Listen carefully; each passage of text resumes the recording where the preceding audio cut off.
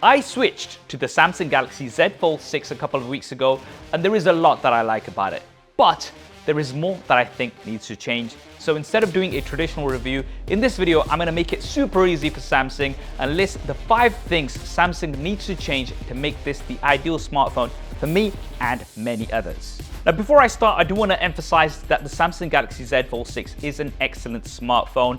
And as I mentioned, there's a lot that I like about it. It's the only foldable that's going to give you 7 years of OS updates and security updates. I've actually really enjoyed the AI features like sketch to image and have been using them a lot. I don't really have any complaints with the main display, which is bright, vibrant, and great for multitasking, especially with the Snapdragon 8 Gen 3, which handles anything that I throw at it. And although it's not a huge design change, I do like the refinements, like the flatter edges and the matte finish on the rails. Now, with all of these advantages and looking at the Z Fold 6 in isolation, it looks like an amazing smartphone. However, when you compare it to the previous generations, and in particular to what the competition is offering right now, there's lots of areas where it falls behind.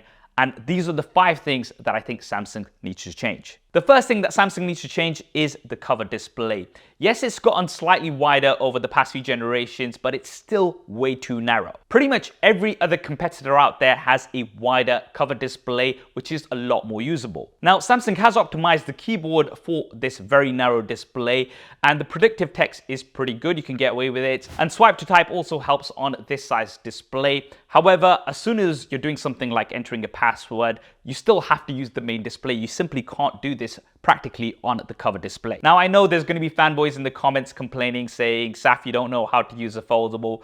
But the way I use a foldable, and pretty much everybody that I know that uses a foldable, is the day-to-day, you use the cover display as you would a normal smartphone. Whether that be responding to messages, browsing through the internet, or just scrolling through social media. In particular for things like TikTok, which have vertical video, which will just give you black bars on the sides on the main display. But then when you want to do some multitasking, when you want to reply to emails, you want to use that beautiful canvas with the S Pen, or when you're gaming, that's when you would use the main display.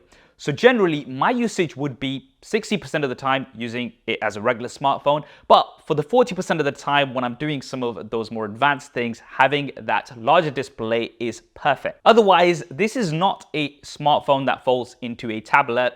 It's a tablet that folds in half into a very narrow smartphone, not a regular smartphone. Now, with the Fold 6, I actually found myself using the cover display around 30 to 40% of the time and using the main display around 60 to 70% of the time, just because the cover screen wasn't practical enough. This, as you can imagine, takes up more battery. And that brings me on to my second thing that Samsung needs to change, and that is a larger battery. Now, let me just say that the battery life on the Z Fold 6 is okay, it's not bad, but it's much smaller compared to pretty much all of the other competitors. And it's even smaller compared to the flagship Samsung Galaxy S24 Ultra, which has a 5,000 mAh battery compared to the 4,400 here on the Z Fold 6. Now, all of the other competitors with larger batteries are thinner and also weigh roughly about the same as the Samsung Galaxy Z Fold 6. So making the device slightly wider would allow for a larger battery, which would give you better battery life. Also, having that wider cover display would mean you wouldn't have to open it up and use the main display as often as you have to do with the Z Fold 6,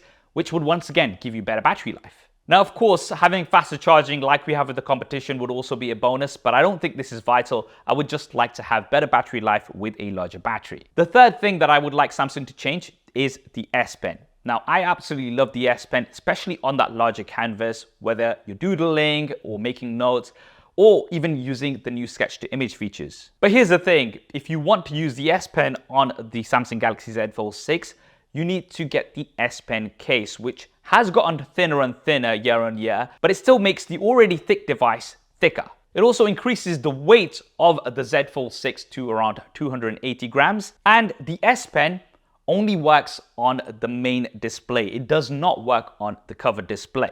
So I would like Samsung to firstly embed the S Pen on the next fold, and making the device wider would allow space for this. But also make it compatible with the cover display. We've already seen Honor do this on their foldables. You can use their pen on the main display as well as the cover display. And remember, Samsung is the first that brought a stylus to a foldable device, but that was all the way on the Fold 3.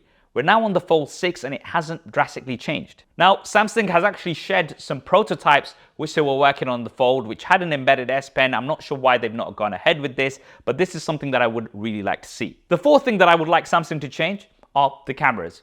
Now, I want to emphasize that the cameras on the Samsung Galaxy Z Fold 6 are very good, with good detail, dynamic range, and especially with the new image signal processor on the Snapdragon 8 Gen 3 and Samsung software, I have no problem using these cameras day to day. However, the Samsung Galaxy Z Fold 6 is priced quite a bit higher compared to Samsung's flagship, the Samsung Galaxy S24 Ultra, and in my opinion, the cameras should at least match this. Now, sure, a periscope zoom camera on a folding device might make it even thicker, but why can't we have the same 200 megapixel primary camera on the Fold like we have on the S24 Ultra? The under-display camera hasn't changed over the past few years either. Now sure, it's primarily used for video calls, and you do have the option of using the selfie camera on the cover display, or even using the main cameras and using the cover display as a preview. I get that, but nevertheless, it would have been nice to have seen this improved.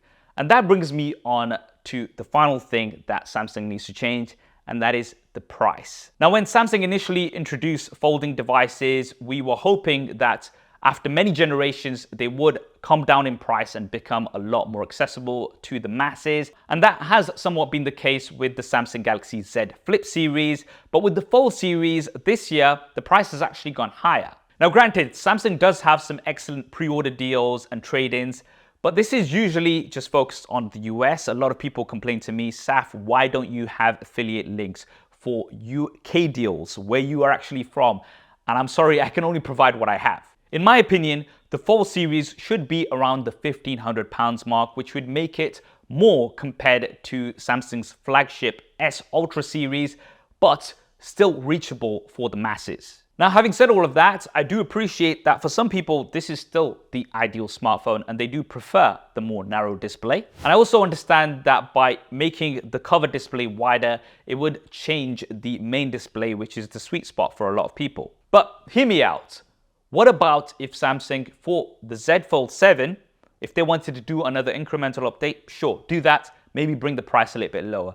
But how about offering us a Samsung Galaxy Z Fold 7 Pro or Ultra, a device with a wider display, larger battery, embedded S Pen, which also works on the cover screen, cameras that match the Samsung Galaxy S Ultra series. And then if you've got that at this higher price, I am sure that a lot of people, including myself, would be more than happy to pay for that. So Samsung, if you're watching this video, which I'm sure you are, then please give us a Samsung Galaxy Z Fold 7 Ultra. And if anybody can offer two versions of a foldable, it's Samsung. They have the R&D, the resources, and the economies of scale to be able to provide that for customers. And if they were to do that, I am certain that that device would do really well and really stand out amongst the competition, which unfortunately the Z Fold 6, in my opinion, does not. That's what I think anyway. What do you guys think? Would you be interested in a potential Samsung Galaxy Z Fold 7 Ultra? Drop me a comment below. Let me know your thoughts. For now, I will be switching back to my Samsung Galaxy S24 Ultra, but I will be doing comparisons with the Z Fold 6 to what we've got coming up, like the Honor Magic V3, the Google Pixel 9 Pro Fold, and many others. If you want to see all of that content first, then be sure to subscribe and hit that bell icon. If you want to see my full review of the Samsung Galaxy S24 Ultra, you can see that video here, as well as another related video here. I hope you enjoyed this video and found it useful. If you did, then do smash that like button for me. Thanks for watching. This is Saf on SuperSaf TV, and I'll see you next time.